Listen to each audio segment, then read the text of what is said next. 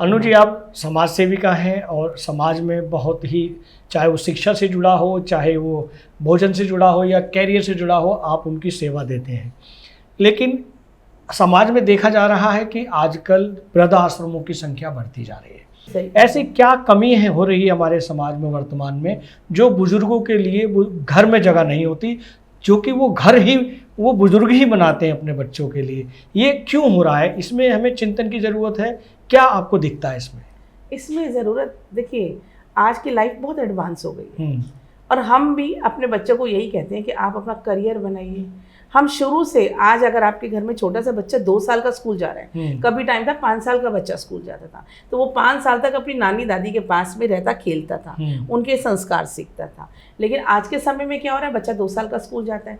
अब स्कूल जाता है तो स्कूल वाले भी बहुत सारी एक्टिविटीज़ दे देते हैं बच्चों को कि अब आप डांस एक्टिविटी करिए, अब आप एरोबिक्स करिए, म्यूजिक करिए, योगा करिए, सारा दिन बच्चा उनमें बिजी रहेगा। तो बच्चा अपनी फैमिली के टच में नहीं है, वो शुरू से ही नहीं है। और पेरेंट्स भी बहुत खुश होते हैं, मेरा बच्चा आज इस क्लास में है, आज इस क्लास में है, मतलब उनकी हैप्पीनेस का भी ठिकाना नहीं होता। जी। और एक तरीके से हम कहते हैं एक्टिविटीज बहुत जरूरी है, सब कुछ जरूरी है, लेकिन बच्चे का अपनी फैमिली के साथ जो इन टच है वो धीरे धीरे कम हो जाता है। क्योंकि रात आते आते बच्चा 8 बजे अपना गोइंग टू बेड हो जाता है, और नहीं तो बच्चा कुछ हमारा ये सोशल मीडिया, ये मोबाइल, ये नहीं छोड़ता। हाँ। बच्चे भी कहते हैं पूरे दिन की हेक्टिक के बाद में हमें भी इंटरटेनमेंट चाहिए, तो वो भी उस एंटरटेनमेंट, तो वो जो नानी दादी वाली जो मोरल एजुकेशन की स्टोरीज होती थी वो वाली अब नहीं रही। अब वो क्या होता है, जैसे जैसे बच्चा बढ़ता है, बड़ा होता है, तो उसको फिर यही रह जाता है, वो शुरू से इन एक्टिविटीज़ में, आगे जाके करियर एक्टिविटीज़ में, एजुकेशन हब्स, अगर आपने 11th करनी है तो 10 से 11th की क्लासेस ले लो, अगर आपने इंजीनियरिंग करनी है 11th से आप 2 साल की उनकी कोचिंग ले लो, तो बच्चों पर डबल प्रेशर, तो वो फैमिली के टच में नहीं रहा। जब बच्चा फैमिली के टच में ही रहा तो उसकी जो संस्कार होते हैं, जो मॉरल एजुकेशंस होती हैं, उनकी वो फीलिंग्स धीरे धीरे कम हो जाती है।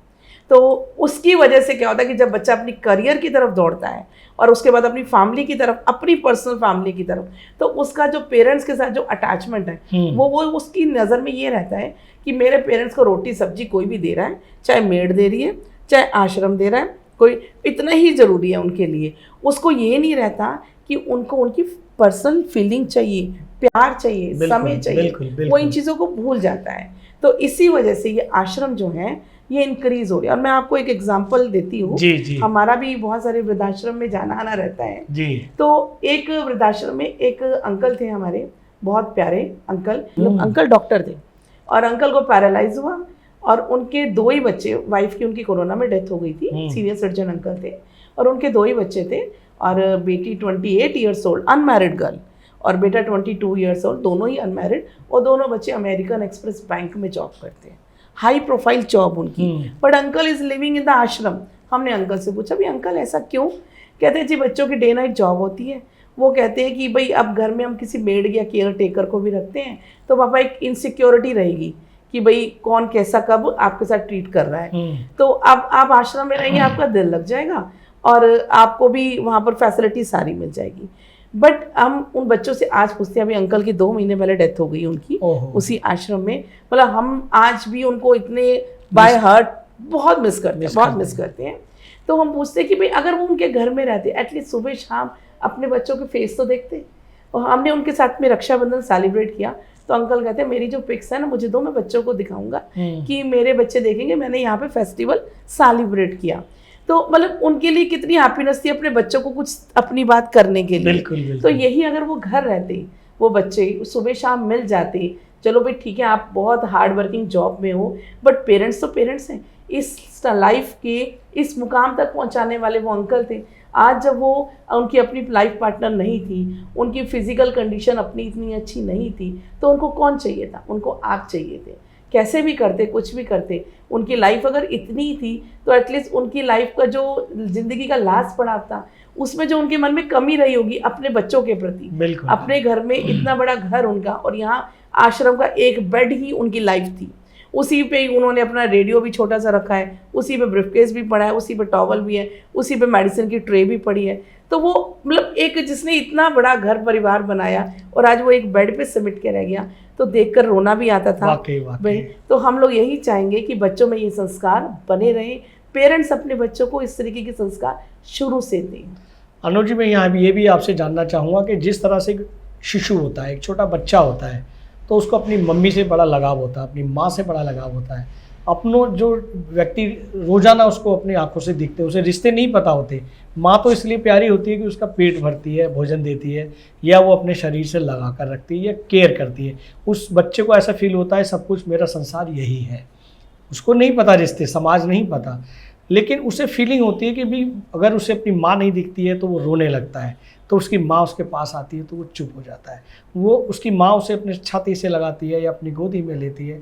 ठीक वही फीलिंग जब हम वृद्ध हो जाते हैं, हमें भी लगता है कि हमारे बच्चे शाम को आएंगे और हमारे बच्चे हमसे बात करेंगे, टच करेंगे, आपने क्या खाया क्या नहीं खाया, आप किसका फ़ोन आया, फलानी घर की बात, मौसी की बात। जब उस उम्र में जब वृद्ध एक बच्चे के रूप में हो जाते हैं तो उन्हें भी अपने अपनों की टचिंग की आवश्यकता होती है। उस कंडीशन में वो लोग क्या करें जिनके बच्चे आउट ऑफ इंडिया हैं और वो बच्चे जो वृद्ध हो चुके हैं वो यहाँ अकेले रहते हैं, उनके लिए आप क्या कहना चाहेंगे? देखिए, कई बार तो कुछ सर्कमस्टेंसेस ऐसे होते हैं जी कि बच्चों को अपने से दूर करना पड़ता है। अब ऐसे में हम यही कहेंगे कि परिवार, कहते हैं जॉइंट फैमिली, संयुक्त परिवार एक प्रथा हुआ करती थी, लेकिन आज हम लोगों ने उसे दरकिनार कर दिया। जी। हमारा उद्देश्य उसको दरकिनार करना है कि हम अपने में, अपने पर्सनल लाइफ में भाई भाई की नहीं सुनता, बहन भाई की नहीं सुनते, और इवन अपने परिवार में आजकल तो माँ बाप की भी नहीं सुनते ये जो है। बिल्कुल। तो हमने उनको दरकिनार, अगर हम उसी प्रथा को दोबारा ले आते हैं, जी। एक बारी हम उसको करके देखें। आज भी अगर जो 20-30% परिवार बचे हैं जो संयुक्त परिवार प्रणाली में चल रहे हैं, जिनका जॉइंट फैमिली संग, उनसे पूछिए, वो अपने बच्चों को जब घर छोड़ के जाते हैं ना, वो बिल्कुल मेंटली फ्री होते हैं। जी। वो कहते हैं हमें कोई टेंशन नहीं है, बिकॉज क्योंकि घर में बड़े बैठे हैं, चाहे वो बड़े उठ के उनकी कोई हेल्प नहीं कर सकते, बट वो बड़े बैठे हैं ना, वो ये तो देख लेंगे कि बच्चे ने गेट अननेसेसरी तो नहीं खोला, बच्चे की गैस अगर जलती छूट गई तो उन्हें पता तो चल जाएगा, शोर तो मचा देंगे। तो ये सब चीज़ों के लिए संयुक्त परिवार प्रणाली होनी ज़रूरी है, जिसको हमें आज से फिर शुरू करना चाहिए।